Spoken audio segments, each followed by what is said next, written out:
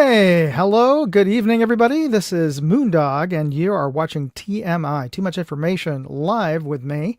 And today, well, we're having a special Halloween episode because it is just a few days before Halloween. And I am wearing a special costume today, and I'll get into what exactly I'm wearing. Extra bonus points for you out there who can identify which costume I'm going to be debuting tonight. But before we get started, of course, I want to recognize this episode's sponsor. So let me bring them up to stage here. Our regular sponsor, Aura.com, which is an online cybersecurity company that I use to help protect me when I'm on the web.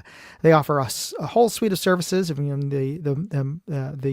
a lot of companies out there offer similar services, but they only offer like a handful or just one of these services. Like, for example, VPN services, which there's a lot of VPNs out there, for granted, but Aura not only has a VPN, but they also offer credit monitoring, spam blockers. They have a great service called data broker removal. And these are data brokers are these companies out there that collect and sell our personal private information, our online identities.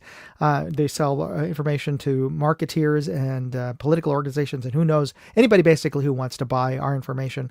Our email addresses, our phone numbers, our physical addresses, all that information is bought and sold online. It's legal, though, it's kind of questionable, but it is legal. There's businesses out there, and the only way you can get yourself off of these lists, stop these companies from selling your information, is to formally request to have your information removed. But first you have to find out even if they have your information, you have to go through this formal process. Yeah, you can do it yourself, but there are hundreds of these data brokers out there. Use Aura, and in a single press of a button, you can get yourself removed from all of them. All of the people who have your information. So try them out for free. But you can bundle all these services and you can get them for a low monthly fee, but you can try them out for free if you use my link right there, aura.com/moondog, and use that QR code. Try them out. Let me know how they work for you. Everybody who's been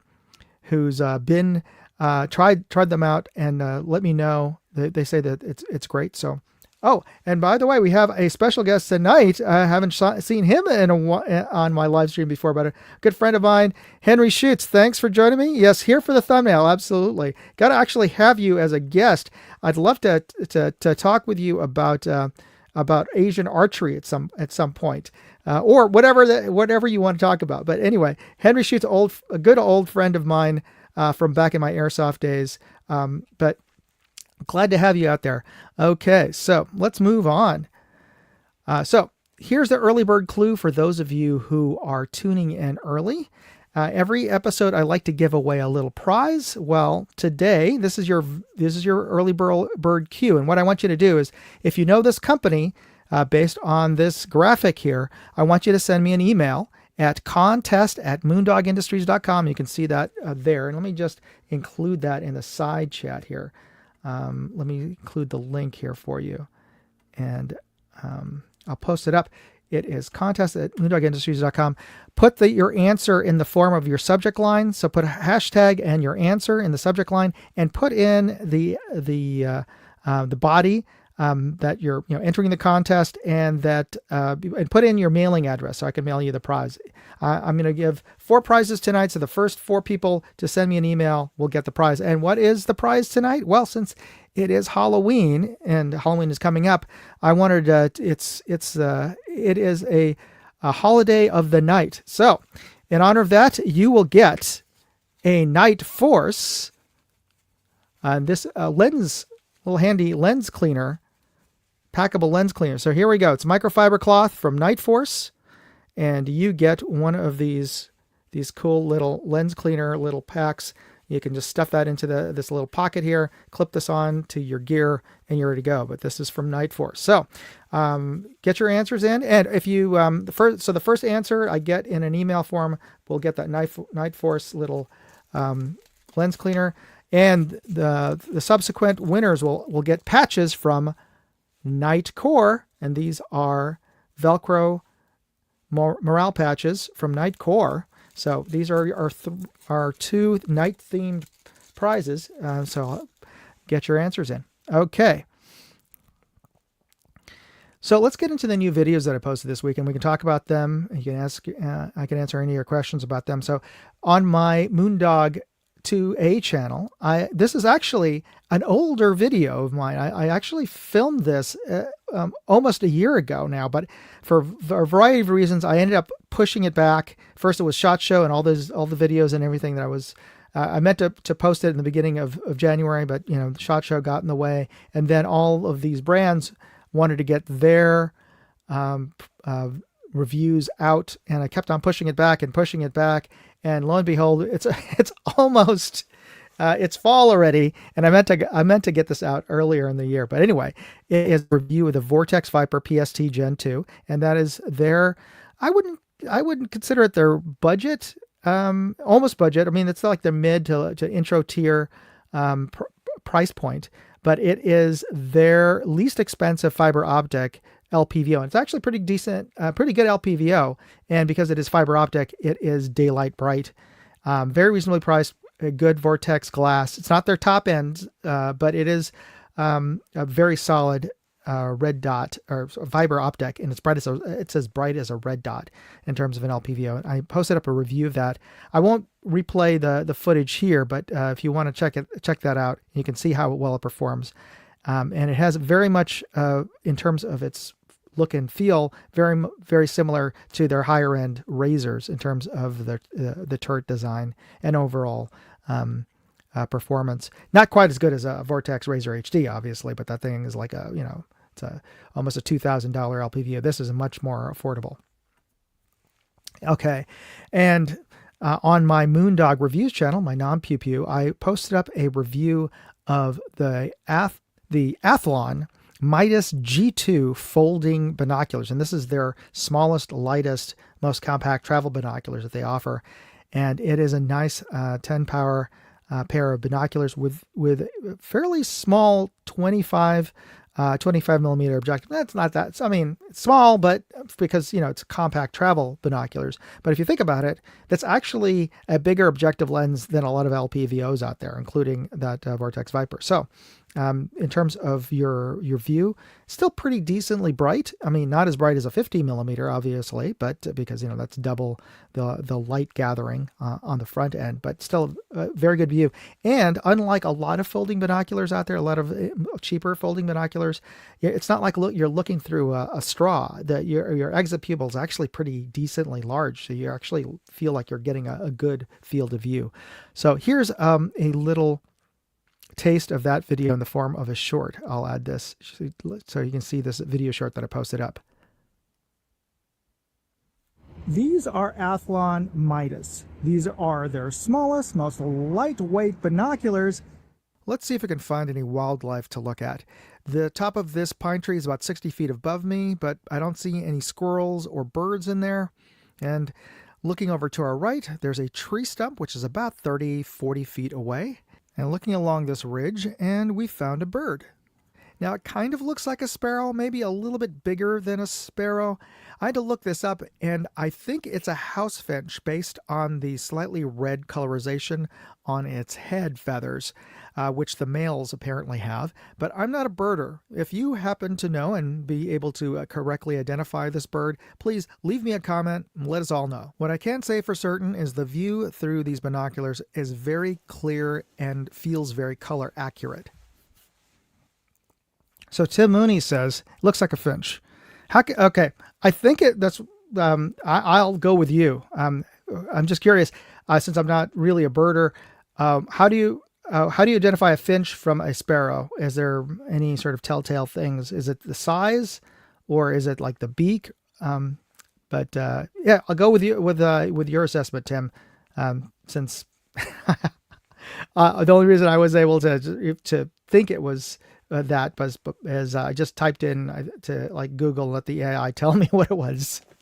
But actually, using AI might be a good way, a good use for the large image library or kind of AI to help identify wildlife and animals. So that's an interesting use of AI, considering it's going to take all of our jobs away soon enough. So yeah, okay.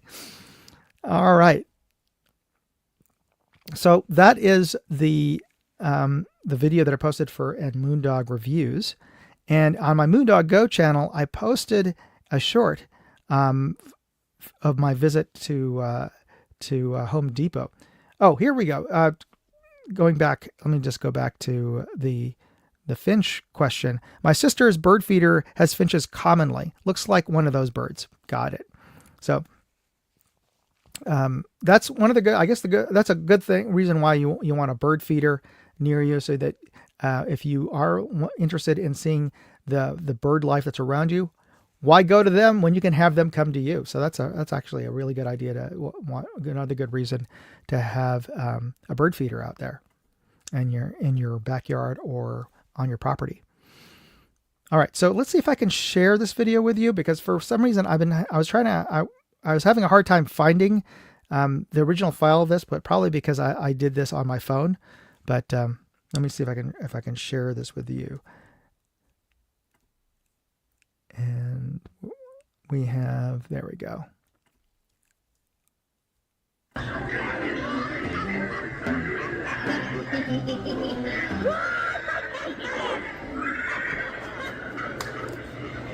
I hope that's a club he's holding.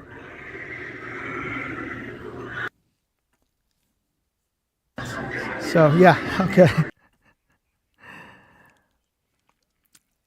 All right, I don't know if you can still hear that in the background, but anyway, that was the video short that I posted. I actually got a fair number of views on that one. It's always fun to go to Home Depot in October, because they have all of those lawn ornaments out. And I don't know, in your neighborhood, do you live in, is it your block, is it your house that is the one that's super decked out for Halloween? In my area, Halloween is quickly becoming as big of a deal as Christmas in terms of the decorations that people put out, at least in some neighborhoods, some blocks. Kind of like at Christmas time, everybody likes to put Christmas lights up, but there's always that one neighborhood or that one block in your town that is your Christmas lane or candy cane lane. Let me know in the side comments where that is. In my area in San Francisco, the Halloween block is actually in my neighborhood. My neighborhood is called Glen Park in San Francisco. And there are a few handful of neighborhoods that do up Halloween. Not all of them do, but Glen Park is, for whatever reason, starting about 10, 11 years ago, really became a big Halloween mecca in terms of where people come. There's this one about 3 or 4 block stretch of homes that end in the canyon, and the other end ends up in the town, the village section of Glen Park.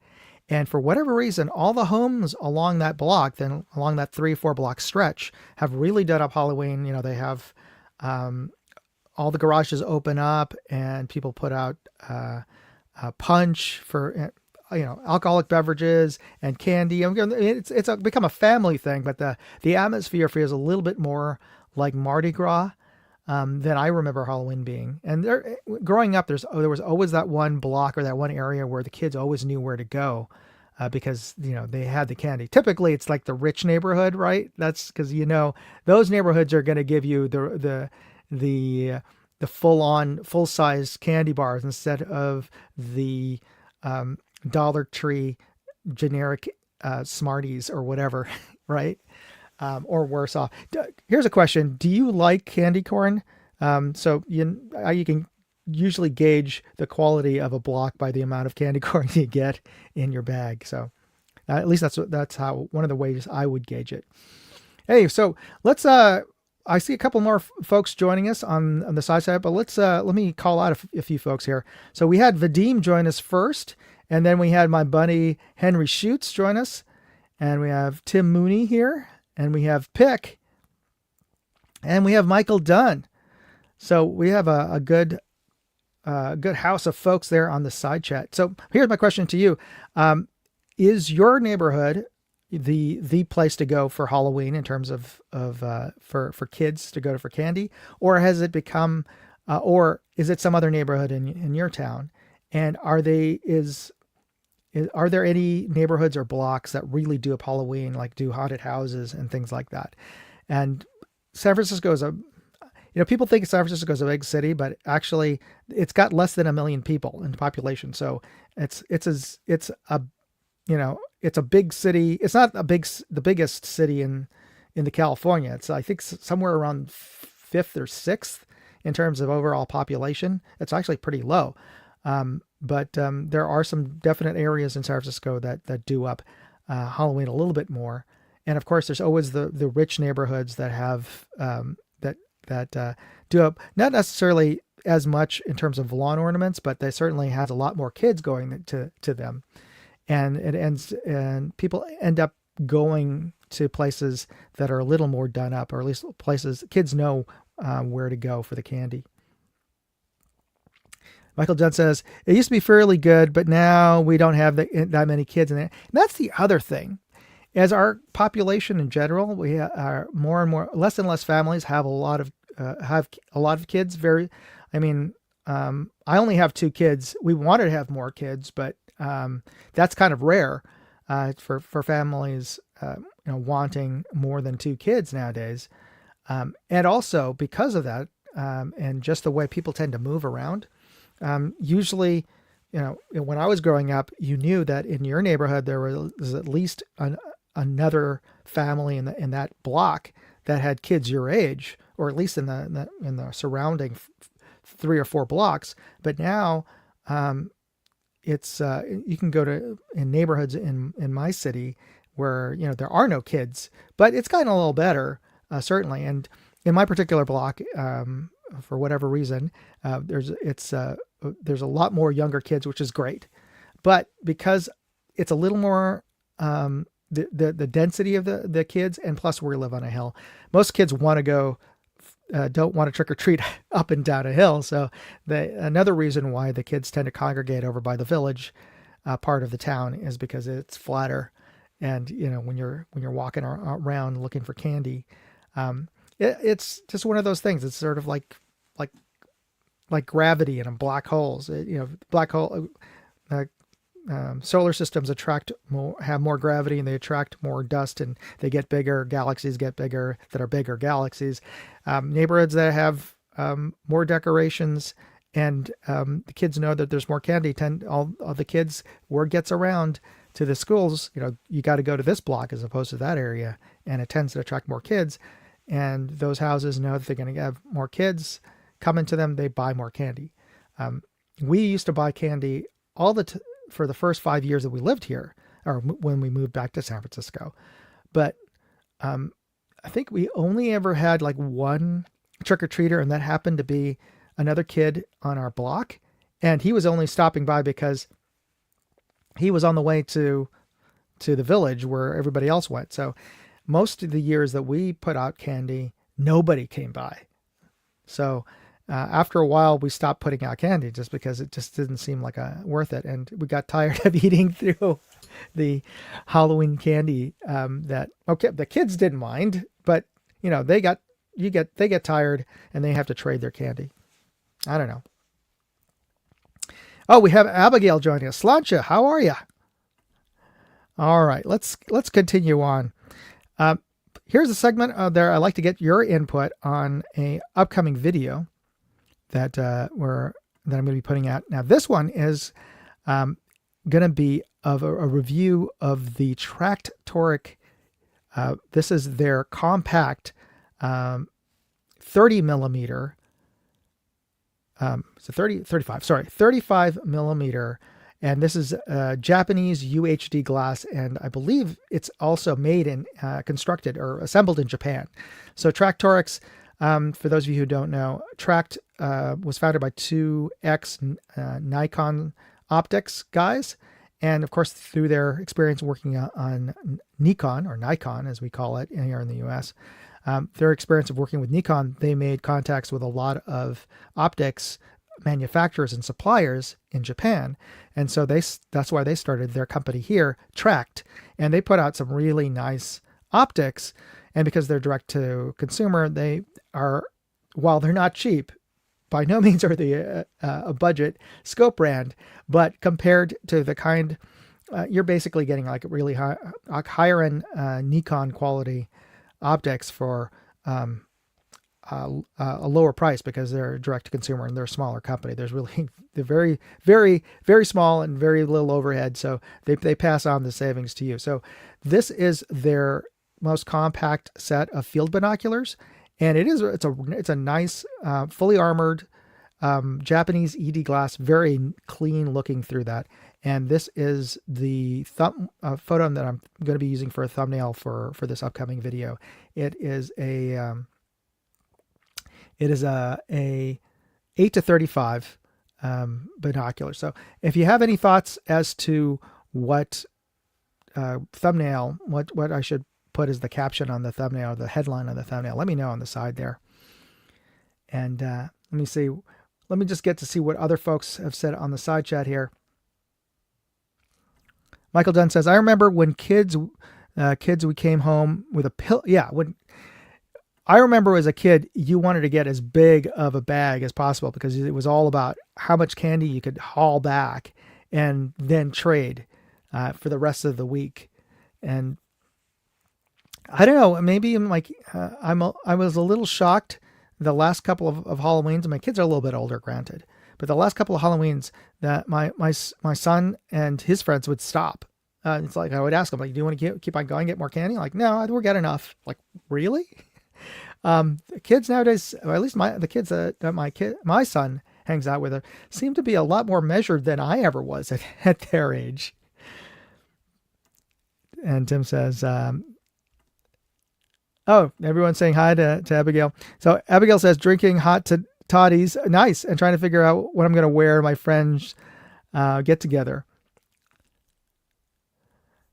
So we'll get into, you know what, I'll ask what you guys are going to be wearing in for Halloween in a bit. But anyway, if you have any thoughts as to what would be a good thumbnail headline for this review of the Track Toric, nothing really comes to mind. Toric is an unusual word, perhaps, but I couldn't come up with any really reasonable or hooky puns to go with this particular thumbnail. I'm probably just going to go with the Track Toric, the most and just the specs of it being an 8 power 35 set of binoculars. But yeah, if you have any thoughts, a little bit later, post it on the comment section. We'll move on.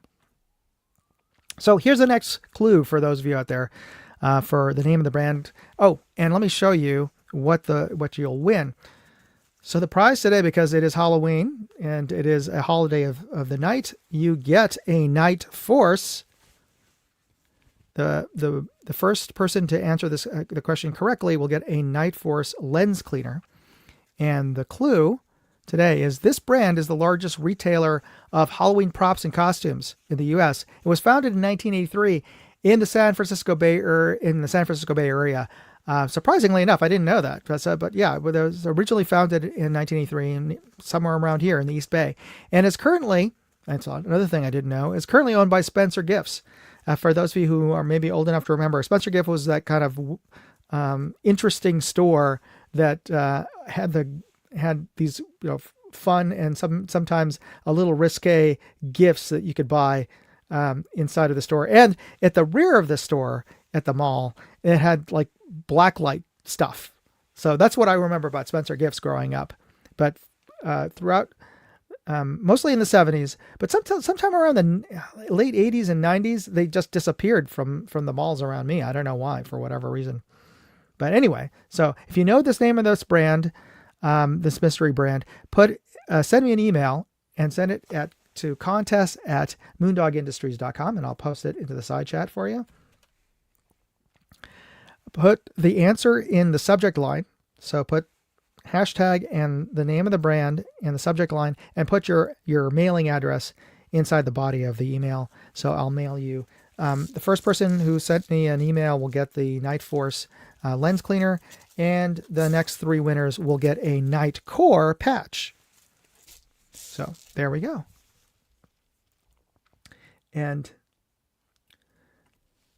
Tim Mooney says Spencer's was replaced by Hot Topic in my area, and I gotta wonder. I gotta look this up. Does Hot Topic? Yeah, Hot Topic also has some interesting like tchotchkes and gifts as well, doesn't it?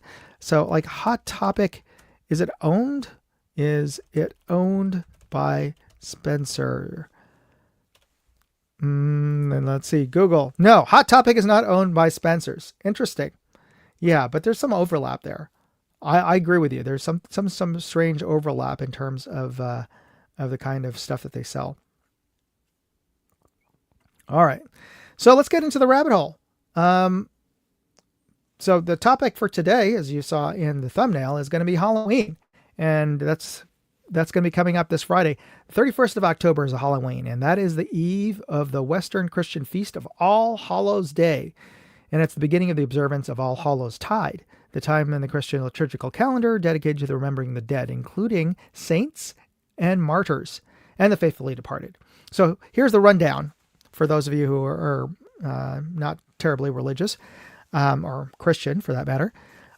October 31st is All Hallows Eve, Halloween, which is, I guess, an Old English or Middle English truncation of Hallows Eve or Halloween.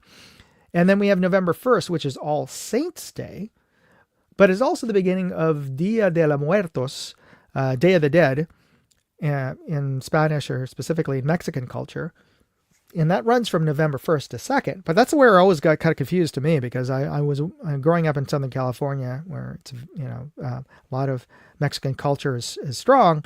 I was aware of Day of the Dead, but I always got to mix it up with like being November 1st. And I thought that was All Souls Day. But now, being a bad Catholic student, I forgot All Souls Day, which is supposed to remember the dead, and is November 2nd. It's All Saints Day, which is the 1st.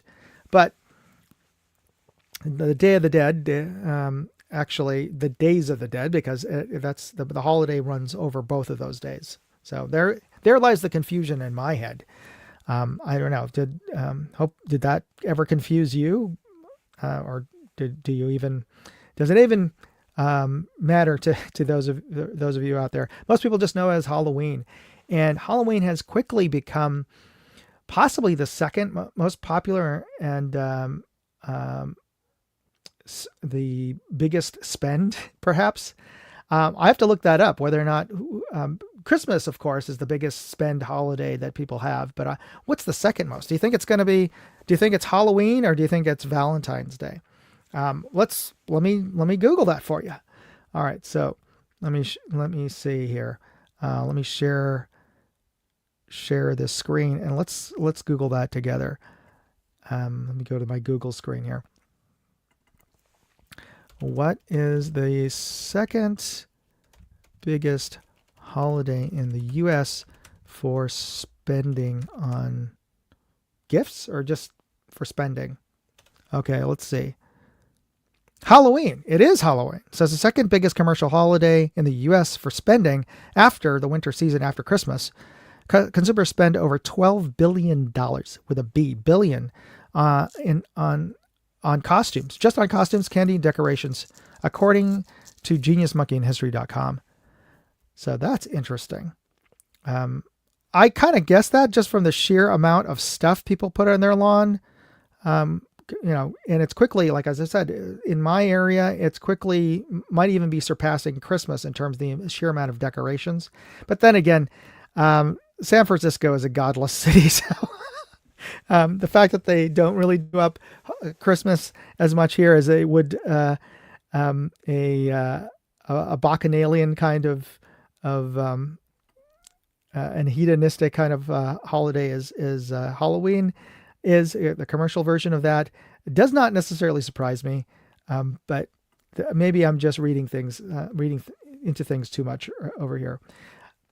Abigail likes to point out that the Samhain, a lot of the traditions that we have for Halloween tie in with a lot of Celtic and so pre-Christian festivals. That it's the time of year when the sort of the veil, as she's saying, the between the spirit world and our world is the thinnest, where spirits come and walk in our world. And so the tradition of like wearing costumes and things like that also comes from there. Jack-o'-lanterns as well. But from my research, the earliest jack-o'-lanterns weren't pumpkins; they were turnips. But for whatever reason, because I guess turnips were harder to get here, and or pumpkins were a bigger, easier to sell in the United States. Pumpkins just became the symbol for Halloween in terms of carving out a pumpkin, eating the insides and making them into pies, but leaving the shells decorated and carved into scary faces to drive off monsters and demons and evil spirits. We chose pumpkins. So, question: do you guys still get pumpkins and carve them for Halloween? We did. First couple of years, the kids have just gotten older and have gotten less into carving out. And I'm not going to spend the time to carve it out myself. We got the kids to do it for a couple of years back, but last 2 years the kids have just not been into it for what, kids have other things they want to do, I guess. But that is what it is. And so we have Will Track says, I have a military brat grandkid, so I'm part of that billion that buys stuff for Halloween, for Christmas and Halloween. Yeah. Pick says, not since my kids grew up. I like, if there were more kids consistently who would ring the door or were in our neighborhood, or who I know would make the effort to walk up the hill to the area of town where we live, I would totally do up and buy candy and do up stuff. But it's kind of depressing when you go through the effort and nobody shows up on Halloween. So that's kind of like a reason why we stopped. We have decorations up. We still have ghosts up on our gate, but that's the extent of it now. And we'll probably just get some emergency candy, but yeah, it is what it is. But let's talk about Halloween. And I wanted to ask, what are you guys going as for Halloween? And I'm just giving you a sneak preview. This is what me and my wife are going as for Halloween this year. We're going as two characters from the Demon Slayer movie, and a few episodes back, I covered Demon Slayer, the movie. And these are two characters from that movie. I'm going as Uro Kadaki, who is sort of a supporting character. He's the main character's first teacher. And my wife is going as, I misspelled that. It's Shinobu, not Sninobu. That's an H instead of an N. But Shinobu, who is one of the demon slayers, and her specialty is poisons. She poisons demons to kill them. So these are the costumes that we're going at for Halloween. We got a chance to try out our costumes at a pre-Halloween party that we attended last weekend, but this is what we're going to be walking around in this coming Friday. Now, my wife and I have been going in a couple's costume almost without fail for Halloween since we got married. But which is over 20 years. So, but 20 years we've been going as a couple's costume. And when the kids were younger, we went in family costumes. For example, here we are on the left. That's from last year. We went as Fallout Vault Dwellers, and for those of you who haven't seen it, go check out Fallout, the series on. Is it Amazon? I think it's Amazon Prime. I could be wrong. It's either Amazon or Netflix. I feel bad that I don't remember. I'm pretty sure it's Amazon. Or the video games, though the video games, the terms of quality can kind of vary. I'm still a huge fan of Fallout 1, 2, 3, and 4. Or well, really 4 is New Vegas, but more 1 than 2 in any case. But we went as Vault Dwellers last year, and on the right, the year before that, we went as characters from Final Fantasy VII. My wife went as Tifa, and I went as Barrett. And our son, we got to be Cloud there in the photo. But as the kids got older, they've first our daughter and now our son is not interested in joining his parents in a family costume, unfortunately. But it is what it is. But those are the costumes that we came up with for Halloween in the last 2 years. What are you guys going as, or are you dressing up at all? Let me know in the side chat if you guys are dressing up as anything for Halloween. Let me see here. We have Abigail saying, "I'd rather eat pumpkin than carve it." Yeah, I really like pumpkin pie. It's probably one of my it's up there with my favorite pies. Though I think I like sweet potato pie a little bit more than pumpkin pie nowadays. And Will Track says, okay, no worries, man. I hope it's not me. But it still sucks if your YouTube is freezing. Didn't Zelda have a sword? Oh, you're talking about Link from Zelda? Michael Dunn? No, Link didn't. Link had actually, if you go by the video games, Link has a variety of different swords, but that particular sword is Cloudbreaker, or sorry, Stormbreaker from, and the character's name is Cloud from Final Fantasy. And Tim says, "I'm going as myself, grumpy old man." I think that's a costume that I can get down with for sure. And I'm not sure what this Coolidge. So you're going as President Coolidge? Or I'm not quite sure what that comment was now. So maybe you're going as President Coolidge? Oh, okay. Sorry. I think he maybe it's still laggy, but he meant to say, in college, a friend, Williams says in the side chat, in college, a friend and he went as Jake and Elwood to several parties.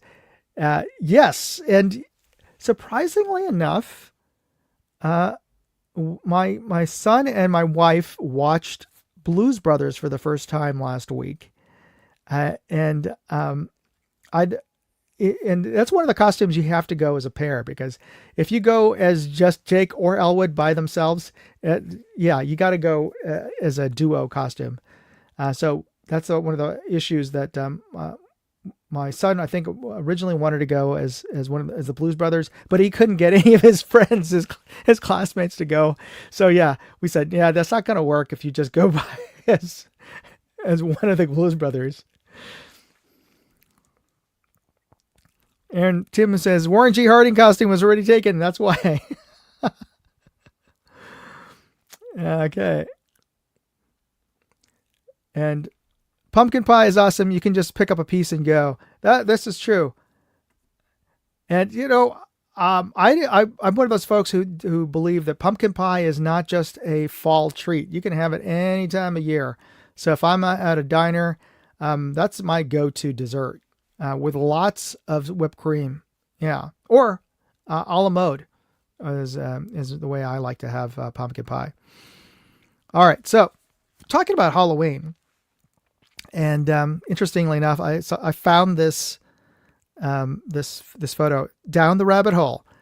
So I love this quote from Mean Girls, the movie Mean Girls. Halloween is the one night a year when a girl can dress like a total slut and no other girl could say anything about it. And that's one of the things, when you get to the age of 16 to 30, it seems like it's the excuse, at least for adult ladies. A lot of them, city girls will dress up as sexy something. And, or the costumes, it's just an excuse to really show off more than they would at any other occasion, short of going to Burning Man, I suppose. But it is an interesting observation that a lot of people have had about the costumes, especially the girls' costume, tend to be a little over sexualized. Or maybe it's just a bit something I observed as I got older, because I don't remember costumes when I was like a teenager looking at adults. I don't remember the adults dressing up as overtly sexualized as they are now. But am I wrong about that? Let me know on the side chat if you think that that's the sort of sexualization of Halloween has been amped up in recent years or not. Tim Mooney says, naughty or sexy anything costumes. Yes. So, as I was, as you might have seen some of these Spirit Halloween memes going around, but some of the things I was just thinking about as far as sexy costumes, here's some sexy costumes I don't think I'd ever want to see. Sexy nun. That is not a costume you should wear for the Halloween parade at any Catholic school. But everyone's seen that kind of interpretation of, for sure. Sexy Gandalf, and there you and you think that isn't real. Somebody, if you look at the bottom right photo, somebody went as sexy Gandalf. Sexy Gollum, which I will not show you a picture of, but believe me, if you Google it, it exists. So, yeah. Sexy Xenomorph.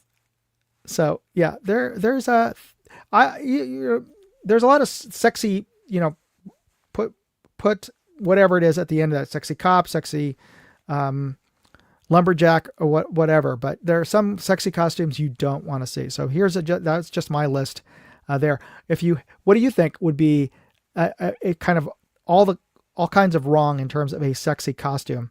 Put your suggestion in the side chat. Sexy meth cooker. There we go. There's one.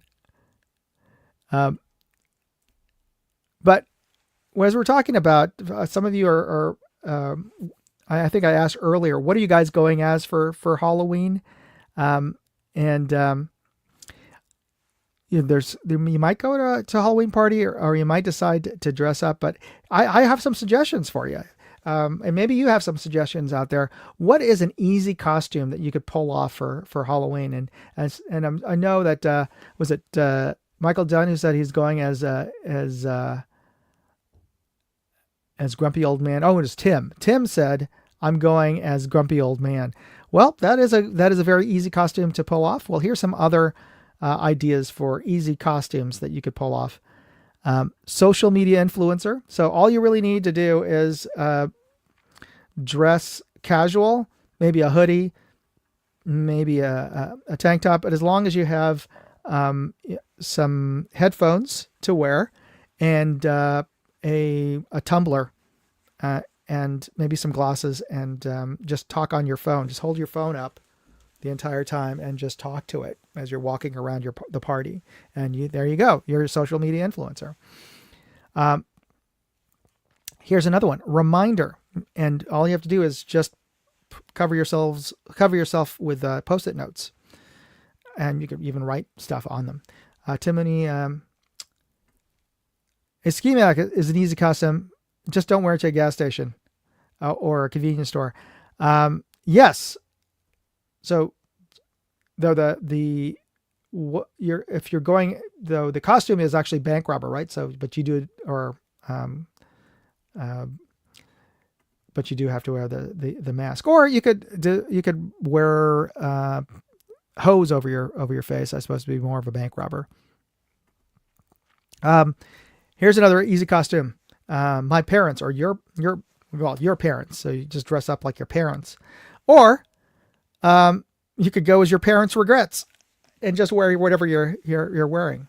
I'm not talking about you, but I'm just saying it's a funny kind of costume. You could just say, what are you going as? I'm going as my parents' regrets. So yeah, that's always a funny thing to say.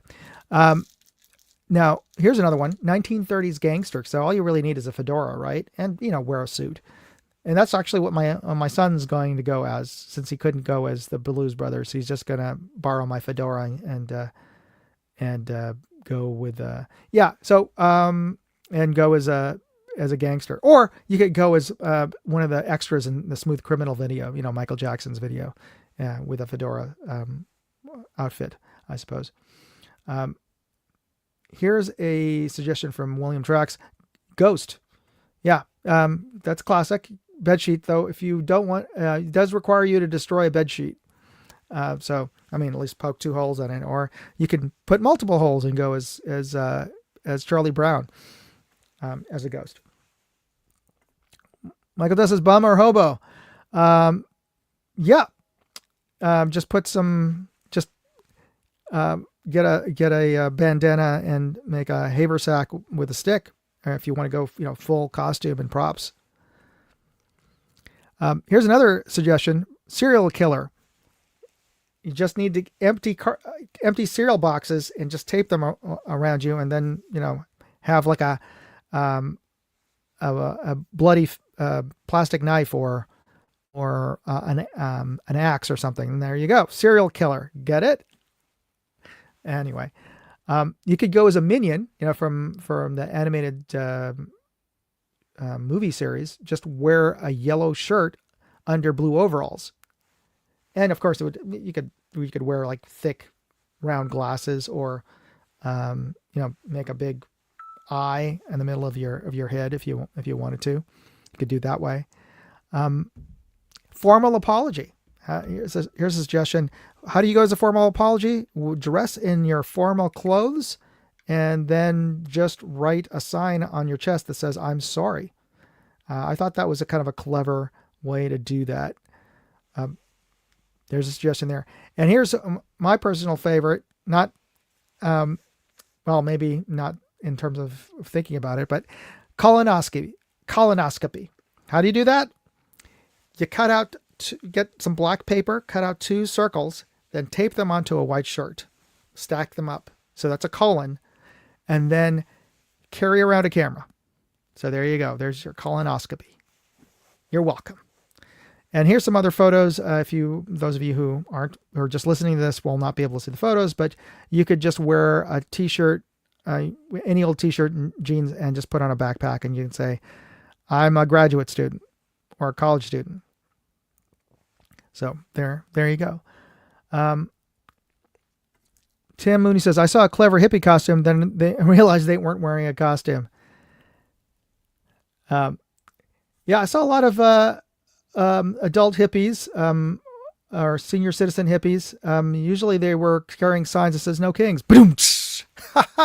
Anyway, Where's Waldo is easy. It is, but you got to get the striped shirt and striped beanie, right? Which, yeah, it is easy as long as you have the round glasses and you can, find that striped beanie. But I don't know. Maybe you do have one. Somebody came. What was it? They came as a couple, but they at the party that I went to, wearing this costume, they came as Where's Waldo and Cat in the Hat, and the theme was stripes. Both of them were wearing stripes, but they were two different universes. So there you go. What else could be an easy costume to pull off? And it helps if you could be clever about it. One year, my friend pulled off a sort of a last minute costume. She found a refrigerator box, and then she drew windows on it, and then she got an action figure and put a string on it, and she had it look like the guy was jumping out of one of the windows, and she said she was wearing the box the entire night, and she said she was going as the stock market crash of 1929. Okay, that's a bit of an obscure reference there, but yeah, that's when people were jumping out of windows, or at least supposedly. I don't know if that actually was. I don't know if that's a prophetic story or not, or maybe there was one person who did commit suicide by jumping out of a window in Manhattan. Or not. I don't know if there wasn't. But that's what she chose to go. I think any costume that you can pull off that is a sort of a pun can always work, just like the serial killer or the formal apologies is something that, even though you definitely look like you didn't spend a lot of time creating the costume, you get extra points for creativity. I at least I give them extra points for creativity. Anyway, Doppler effect. There we go. Tim Mooney says Doppler effect. How would you do that as a costume, though? I like I like the idea, but how would you pull off Doppler effect? Let me know in the side chat there how you pull off a Doppler effect. Other than, as you're always walking around, you just go wow, wow. That could get annoying though. Is there some other, or are you going with redshift? Are you doing it visually by putting red behind you and blue in the front? How does that work? I don't know. I'll wait for Tim to get back to us about that. Let's move on. And let's wrap up and talk about the contest, because this is the last TMI before we do the drawing for the Pro Here headsets. And for those of you who don't know, this month I'm giving out this, which is a FRS GMRS radio adapter for Howard Light Impact Sports and Pro Here headsets. So you can just use your regular headsets. You can snap this on, and you have a FRS GMRS two-way radio ready to go. And so Pro Here is giving them away and letting me pick the winner. Oh, Tim answers here. Sheldon did in Big Bang a costume with lines of varying spaces. Oh, okay. So I don't know if I could find a picture of that. Doppler effect costume. Doppler effect costume. Big Bang Theory. Okay. And let me see if I can share this image with you folks. So for at least the folks who are watching this can join in on what I'm seeing. So that is the Doppler effect costume. And yeah, that is kind of fun. But again, you have to be able to find a suit that looks like that. If you can, and if you could do it, you could probably do it with, not as cool as wearing the suit, but you could do it with two poster boards and just draw lines of varying lengths. I suppose you could do that. Anyway, so the giveaway contest, go to moondogindustries.com/contest, and I will post up the direct link. Let me find it here. And, okay. So go to my website at moondogindustries.com, and this is actually, let me post up the link here in the side chat, and you can go directly to that contest page to enter to win the Pro Here headsets. The Pro Here GMRS radio adapter for headsets. And just to let you know, I'm going to have a special prize coming up next month, but this is the last week to get into this contest. I'll be drawing the winner at the next live stream. And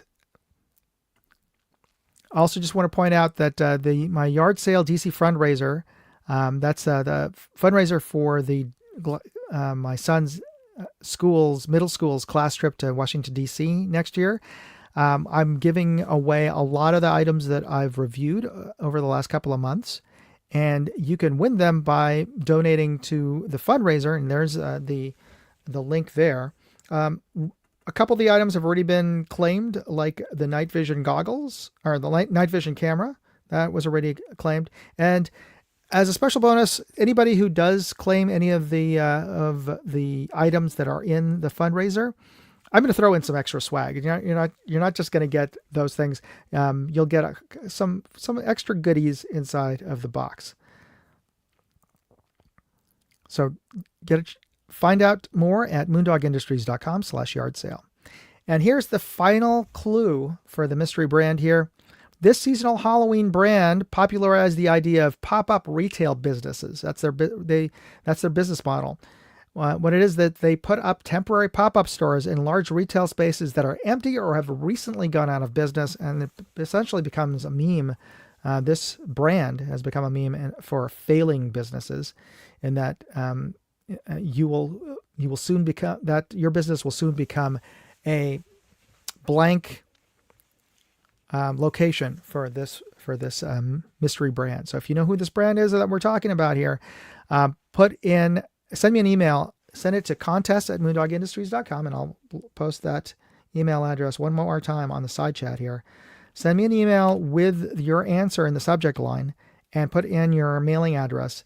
And first person to do that, that I receive an email, will get this Night Force lens